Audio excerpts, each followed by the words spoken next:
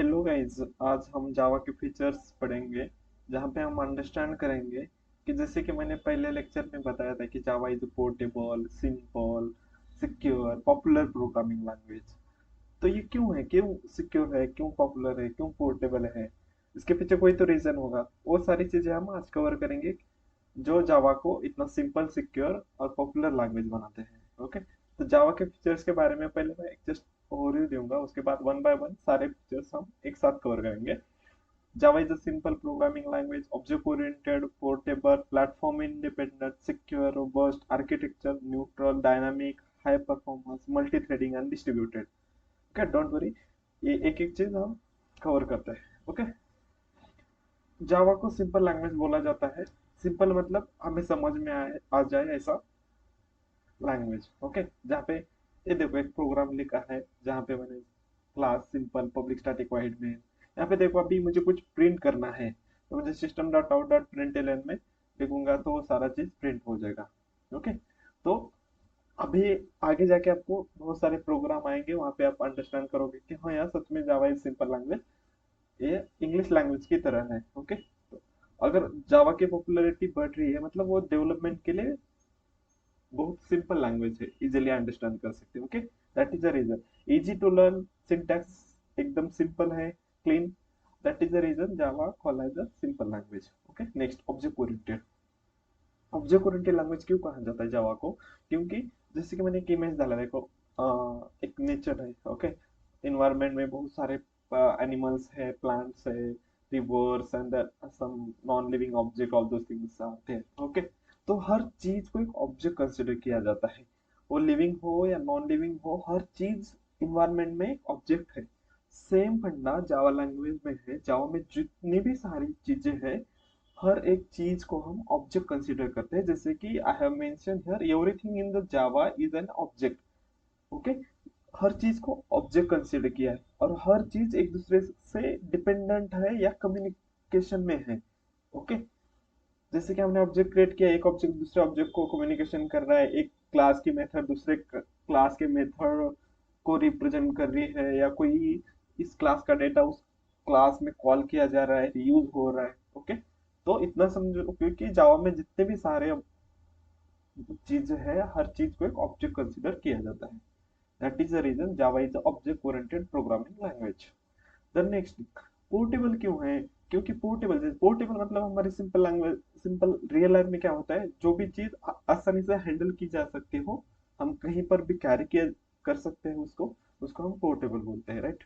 यहीं पर भी आने वाले लेक्चर में ये चीज मैं जो भी बाइट कोड है एग्जांपल के थ्रू समझाऊंगा। अभी यहाँ पे जस्ट अंडरस्टैंड कीजिए, जो भी आपने जावा का प्रोग्राम लिखा, first block Java program, compiler उसको बाइट कोड में कन्वर्ट करता है। मतलब जावा का सोर्स कोड कंपाइलर, जीवीएम कंपाइलर क्या करता है, बाइट कोड में कन्वर्ट करता है। और byte code is a platform independent, हम उसको ले जाके कहीं पर भी रन कर सकते हैं। ओके, उसके लिए किसी प्लेटफॉर्म, एग्जीक्यूटिबल थिंग्स, डिपेंडेंसी कुछ भी नहीं है, इतना पोर्टेबल है। उसका बाइट कोड कहीं पर भी लेके जाओ, उस बाइट कोड को इंटरप्रेटर मशीन कोड में करता है, we can directly execute that byte code on anywhere. Okay, there is no any dependency, that is a reason हम उसको पोर्टेबल बोलते हैं। वहां पे हमें ऑपरेटिंग सिस्टम कौन सा है, लाइब्रेरीज है या कुछ है, कुछ भी चेक करने की जरूरत नहीं है। Okay, that is the reason Java is a portable. Next, platform independent, this is the most beautiful features about the Java. इसको प्लेटफॉर्म इंडिपेंडेंट क्यों बोलते हैं? जैसे कि पहले देखो सोर्स कोड। ओके, यहाँ पे मैंने कोड एक प्रोग्राम लिखा, सिंपल हेलो का प्रोग्राम लिखा, और फिर जावा कंपाइलर ने उसको बाइट कोड में कन्वर्ट किया। बाइट कोड मतलब क्या है, जीरो और वन। ओके, बाइट कोड में डॉट क्लास फाइल क्रिएट होता है। पहले क्या होता है, जब भी हम प्रोग्राम लिखते हैं उसमें जावा डॉट क्लास होता है, सॉरी क्लास नेम डॉट जावा होता है। फिर कंपाइलर उसको क्लास नेम डॉट क्लास को क्लास में कन्वर्ट करता है, डॉट क्लास फाइल तैयार होता है। फिर जेवीएम जेआईटी कंपाइलर है। ओके, तो उसमें क्या होता है, इंटरप्रेटर क्या है, उसको फाइनली एग्जीक्यूट कर देता है। तो इसमें क्या है कि जो भी बाइट कोड हमें मिल रहा है as output of Java C compiler, वो हम कहीं पर भी रन कर सकते हैं।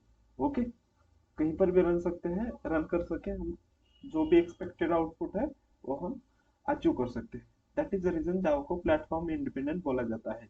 अगर इंटरव्यू में भी कोई क्वेश्चन आता है कि why Java is a platform independent, because Java compiler create a bytecode dot class file, and that dot class file we can run on any platform.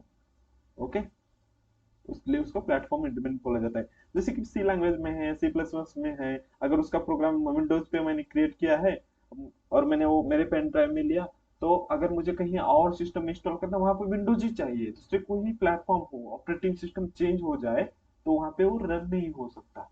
Okay, उसको विंडोज ही चाहिए। लेकिन जावा में ऐसा कोई भी प्री रिक्विजिट नहीं है, एक तुम्हारा बाइट कोड कहीं पर भी रन कर सकता है। I hope you got it. Next secure language है Java, is the most secure. मैंने बोला कि लास्ट हमने डिस्कस किया था कि enterprise application also we can develop using the Java. अगर जावा में enterprise application, banking application develop कर सकते हैं, तो बैंकिंग एप्लीकेशन का मेन फीचर्स क्या होना चाहिए, वो हाईली सिक्योर होना चाहिए। Okay, secure from all those threads. अगर जावा सिक्योर नहीं है तो हम यूज नहीं कर सकते एंटरप्राइज में। तो क्या चीजें है जावा में जो जावा को इतना सिक्योर बनाती है? पहले तो वायरस फ्री सिस्टम है। ओके, अगर वायरस एंट्री हो गया तो they can replicate whatever they want, okay, in our system. हम अपना कंट्रोल खो बैठेंगे। Then no explicit pointer. यहाँ पे क्या है कि जैसे सी प्लस प्लस में, जावा में पॉइंटर यूज होता है। पॉइंटर मतलब अभी जावा में पॉइंटर यूज नहीं होता है, लेकिन जस्ट कंसिडर करो कि पॉइंटर क्या होता है। पॉइंटर क्या करता है कि वेरिएबल का एड्रेस स्टोर करता है। ओके, मतलब वेरिएबल मैंने जैसे कि एक मेरा स्ट्रिंग है, स्ट्रिंग में मैंने पासवर्ड सेव किया। ओके, मेरा खुद का पासवर्ड है, लेकिन पासवर्ड कहाँ स्टोर है, उसका मेमोरी का एड्रेस पॉइंटर सेव करता है। देखो भला क्या होगा अगर मेरा पासवर्ड कहाँ स्टोर है, उस मेमोरी का डायरेक्टली एड्रेस पॉइंटर सेव करा है, तो पॉइंटर को एक्सेस करके कोई भी मेरा सिस्टम में पासवर्ड को एक्सेस कर सकता है। ओके, तो क्या होगा, सिक्योरिटी कॉम्प्रोमाइज होगा, इसलिए जावा में पॉइंटर यूज नहीं करते हैं। तो नेक्स्ट क्या है, third things is Java program run inside the JVM. ये जीवीएम क्या है, अंदर रन होता है। ओके, जावा का प्रोग्राम, जैसे कि जावा में जावा भी जेवीएम में जावा वर्चुअल मशीन है, उसमें ये रन होता है। ओके, तो ये मोस्ट सिक्योर होगा, क्योंकि आउटसाइड रन नहीं हो रहा तो easily can not access that execution. जो भी एग्जीक्यूट हो रहा है या तुम्हारा एप्लीकेशन रन हो रहा है, ओके, तो डायरेक्टली एक्सेसिबल नहीं होगा आउटसाइड में। Okay, these are the three things में, ऐसे चीजें हैं जो जावा को सिक्योर बनाती है। और रोबस्ट क्यों बोलते हैं इसको? ओके, नेक्स्ट थिंग, यहाँ पे क्या है, स्ट्रॉन्ग मेमोरी मैनेजमेंट है। ओके, यहाँ पे जैसे मैंने मेमोरी, हीप मेमोरी में मेथड एरिया, जीबीएम। ओके, अभी जीबीएम स्टैक देखो यहाँ पे, जो हमने बोला कि जीबीएम में रन होता है नेटिव मेथड्स, पीसी रजिस्टर। अभी ये जैसे कि हम static non static variables method वहाँ पे जो भी कवर करेंगे, वहाँ पे मैं डिटेल में बताऊंगा हीप मेमोरी क्या है, method memory, all those things will going to be discuss upcoming lectures. Okay, तो अभी देखो कि रोबस्ट क्यों बोलेंगे इसको, उसकी strong memory manager, memory management एकदम प्रॉपर है। ऑटो गार्बेज कलेक्टर, अभी गार्बेज कलेक्टर भी नेक्स्ट आने वाला है, लेकिन समझो गार्बेज कलेक्टर क्या है सिंपल लैंग्वेज में। जब भी तुम कोई भी वेरिएबल डिक्लेयर करते हो, मेथड डिक्लेयर करते हो, और उसका बाद में कोई यूज नहीं है, ओके, तुम्हारे प्रोग्राम में कोई भी यूज नहीं है, तो गार्बेज कलेक्टर क्या करता है, ऑटोमेटिकली तुम्हारे सिस्टम में जो भी कचरा पड़ा हुआ है, जो भी वेरिएबल, जो भी थिंग्स है which is not useful for execution purpose और प्रोग्राम पर्पज, वो सबको डिलीट कर देता है। ओके, और गार्बेज कलेक्टर को हमें खुद से कॉल करने की जरूरत नहीं, खुद से ऑटोमेटिकली कॉल हो जाएगा और सारी अननेसेसरी चीजों को हटा देगा सिस्टम से। इससे क्या होगा, स्पेस फ्री हो जाएगा और देन हमारे सिस्टम में स्पीड आ जाएगा। ओके, एक्सेप्शन हैंडलिंग, जैसे कि अभी एरर तो देखो, एरर तो हमें करेक्शन करना ही होता है, लेकिन एक्सेप्शन हैंडलिंग, जैसे प्रोग्राम में ऐसा कोई तो एग्जीक्यूशन फ्लो है, तो कोई भी नंबर डिवाइडेड बाय जीरो, किसी भी नंबर को हम जीरो से डिवाइड नहीं कर सकते। लेकिन ऐसा सिचुएशन किसी ने इनपुट में यूजर ने जीरो दे दिया, तो हम क्या करेंगे फिर, उस ऐसे सिनारियोज होंगे सिस्टम में या कोई भी एप्लीकेशन में, एंटरप्राइज हो, स्टैंडअलोन हो, अगर कोई भी एप्लीकेशन हो, तो हम ऐसा कोई भी प्रिडिक्ट नहीं कर सकते कि यूजर यही चीज एंटर करने वाला है। कभी आपने भी ऐसे नॉटी चीजें की होगी कि जैसे कि mobile, enter the mobile number हो रहा है, वहां पे आपने नाम डाल के देखा होगा, एंटर हो रहा है, मतलब देखने के लिए कि बाबा अगर मैं मोबाइल नंबर में मेरा नाम डालता हूँ तो ये लेता है या नहीं। ओके, तो ऐसे कुछ भी इनपुट आ जाएंगे जो भी अनएक्सपेक्टेड है। तो तुम्हारा सिस्टम कैपेबल होना चाहिए ऐसे इनवैलिड इनपुट को टैकल करके यूजर को इनपुट देना है कि this is invalid input, you have to enter only numbers, 10 digit numbers. Okay, तो ऐसे एक्सेप्शन को हैंडल करने के लिए जावा में ऑलरेडी एक्सेप्शन हैंडलिंग दिया हुआ है। ओके, क्या क्या चीजें, स्ट्रॉन्ग मैनेजमेंट है, गार्बेज कलेक्शन है, एक्सेप्शन हैंडलिंग है। ओके, आर्किटेक्चर न्यूट्रल, अभी हमने जैसे बताया कि जैसे कि मैंने जावा का सोर्स कोड है, डॉट जावा फाइल को मैंने कंपाइल करके डॉट क्लास फाइल में कन्वर्ट कर दिया, उसको रन करना है तो कोई भी डिपेंडेंसी नहीं है, कहीं पर भी ले जाके मैं कहीं पर भी कोड रन करता हूँ। ऐसा कोई डिमांड है क्या वहां पे कि ऑपरेटिंग सिस्टम विंडोज होना चाहिए, लाइनेक्स होना चाहिए, उबुंटू होना चाहिए? कोई भी नहीं है, कहीं पर भी रन करते हैं। वो ऐसा बोल रहे क्या कोई लाइब्रेरीज रिक्वायर्ड है? Okay, that is the reason हम जावा का आर्किटेक्चर न्यूट्रल बोलते हैं। No implementation dependent features. Okay, फिर डायनामिक। डायनामिक, जावा को डायनामिक क्यों बोलते हैं? डायनामिक मतलब हम उसको रन टाइम बोलते हैं, जब भी एग्जीक्यूशन की जरूरत होगी तो अंडरस्टैंड को हमारे टीवी का रिमोट पकड़ लो, कोई भी डिश का रिमोट पकड़ लो, क्या होता है कि जैसे कि अ, अभी देखो मेरे रिमोट में 50 बटन है। ओके, 50 बटन मतलब 50 फंक्शनैलिटी है। जब भी मैं वो बटन दबाऊंगा उसके पीछे कोई तो कोड लिखा हुआ, जो कोड एग्जीक्यूट होके हमें आउटपुट मिल जाएगा। ओके, मतलब जावा क्या करता है, जो भी क्लासेस हमने लिखे हुए हैं हमारे प्रोग्राम में, वो सारे, जब भी मैं रिमोट ऑन कर जाऊंगा, रिमोट ऑन होता है तो सारे प्रोग्राम जितने भी 50 बटन के पीछे जितने सारे प्रोग्राम लिखे हैं वो सारे रन होने चाहिए क्या एक साथ? नहीं, जरूरत नहीं है। जब भी मैं बटन दबाऊंगा तभी उसको रन होना है। मैं वन का बटन दबाता हूँ तभी वन के पीछे वाला प्रोग्राम को लोड करना है।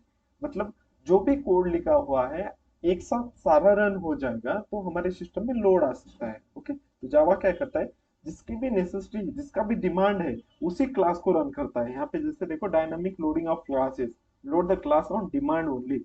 जब भी उसका जरूरत है तभी क्लास को रन करना है, जिसकी वजह से हम बहुत सारी रिसोर्सेज को सेव कर सकते हैं। इसलिए जावा को डायनामिक बोलते हैं। Next, multi threaded. Multi threaded क्यों बोलते हैं? मल्टी थ्रेडिंग हम ऑब्वियसली यूज करते हैं जावा प्रोग्रामिंग लैंग्वेज। तो थ्रेड किसको बोलते हैं आपको पता नहीं है तो जस्ट ट्राई टू अंडरस्टैंड। हमारा जो भी प्रोसेस है, ओके, एक प्रोसेस है, मुझे कुछ तो वर्क करना है, उस प्रोसेस को छोटे छोटे, मतलब उसको सेग्रीगेट किया जाता है। Divide the problem in the thread manner. Okay, एक प्रोसेस है, प्रोसेस को मैंने n नंबर ऑफ थ्रेड में डिवाइड करके वो कर दिया, और वो सारे थ्रेड्स एक साथ पैरेलली रन हो रहे हैं, जिसकी वजह से मेरा सिस्टम का परफॉर्मेंस बढ़ सकता है। एक एक टास्क मुझे दिया है, उस टास्क को डिवाइड करके डिफरेंट थ्रेड में डिस्ट्रीब्यूट करके उस सारों को एक साथ एग्जीक्यूट करना है। ओके, ये मल्टी थ्रेडिंग होता है।